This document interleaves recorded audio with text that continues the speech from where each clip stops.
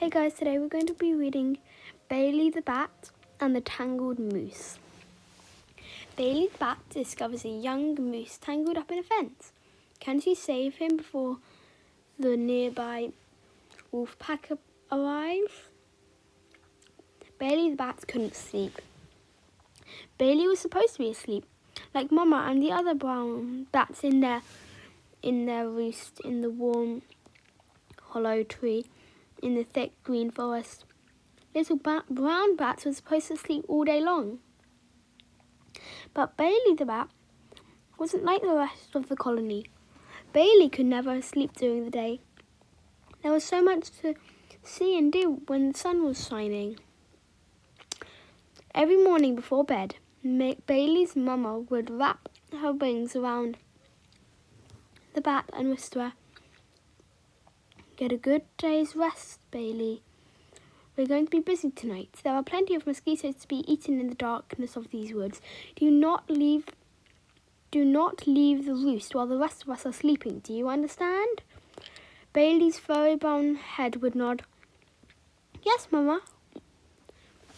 But while all the other brown bats were hanging upside down asleep, Bailey the Bat was wide awake. On this particular morning, Bailey heard a very loud and sad sound coming from somewhere deep in the forest. It sounded almost like an upset foghorn.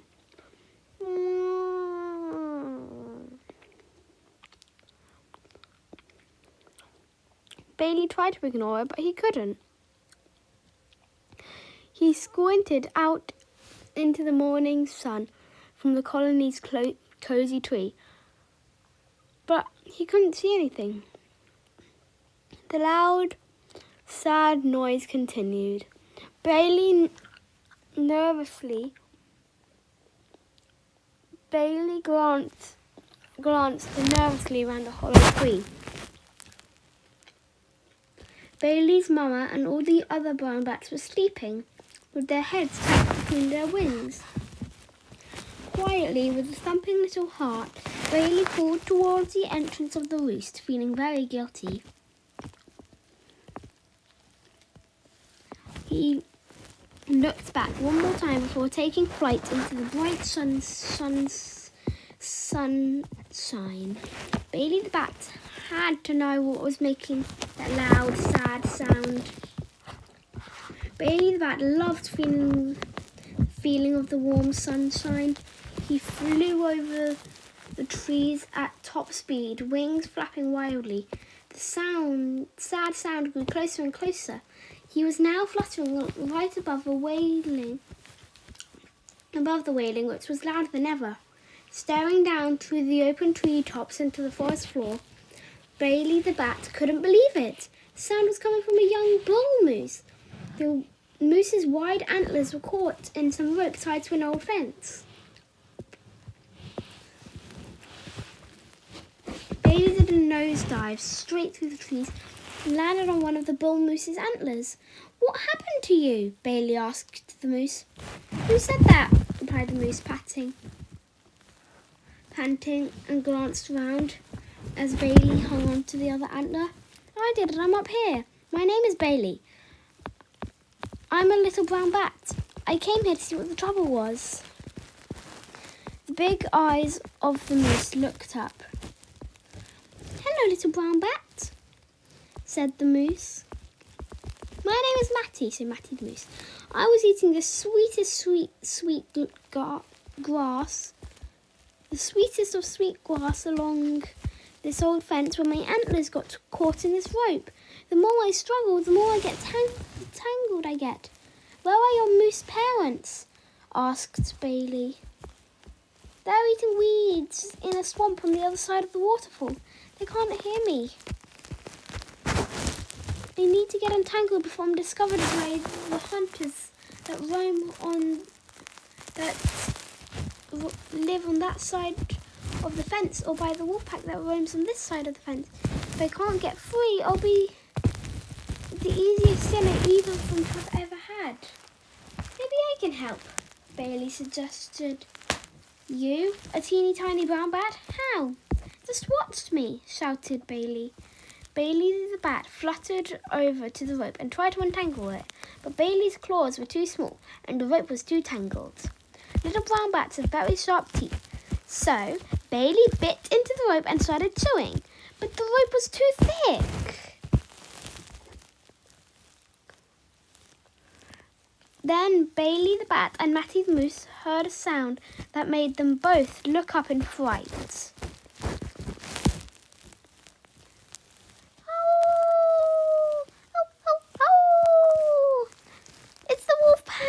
Whispered Matty.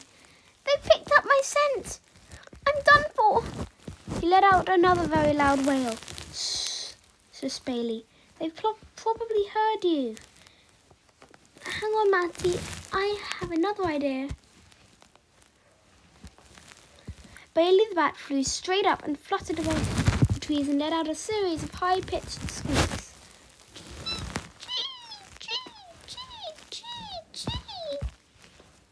Within a few moments, the bright blue sky turned dark. A huge cloud of little brown bats came fluttering across the sky, answering Bailey's emergency bat call. At the very front was Bailey's mother. Bailey, Mama explained. What are you doing out of the roost? No time to explain, Mama. There's a roost down there who needs our help. A moose? His mum looked down and spotted the young moose thrashing about. Then she spotted the wolf pack creeping through the woods. We have to save Matty the moose, shouted Bailey. His parents are in the swamp by the waterfall and can't hear his cries for help. Bailey's mama turned to her colony. Half of you fly as fast as you can to the swamp and tell the moose parents to come quickly, she said, her voice stern. So the rest of you follow me. A cluster of little brown bats dove through the trees, following Bailey to Matty the moose. Below, the wolves had begun to circle, snarling and snapping. The young moose frantically kicked his hind legs at them, but the wolves were getting closer and closer. Bats, ordered Mama. Fangs out, chew through the rope. Dozens of little brown bats sank their sharp little teeth into the tangled rope as the moose kicked and bellowed at the wolves. Hurry, cried Bailey, perched on Matty's antlers. The wolves are closing in. Snap! The bats managed to get through one part of the rope.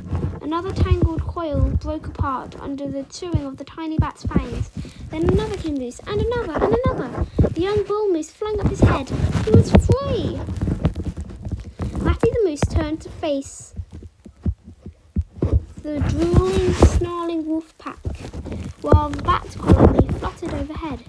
Matty lowered his antlers and tossed his head from side to side, backing up and stomping his hooves as the wolves moved in. A lone white wolf, the leader of the pack, stayed back, sitting on a stump and watching with her ears perked straight up.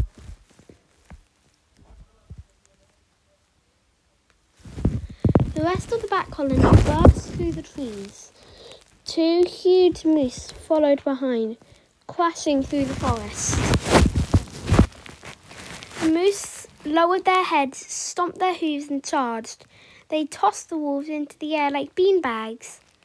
Soon the wolves were scrambling away as fast as they could run. But the white wolf remained on the stump. She looked right at Bailey and Bailey looked right at her. She smiled a sly wolf smile before disappearing into the forest. Bailey and the rest of the colony let out a loud chirping cheer. When all the bats had settled down, Mama glared at Bailey.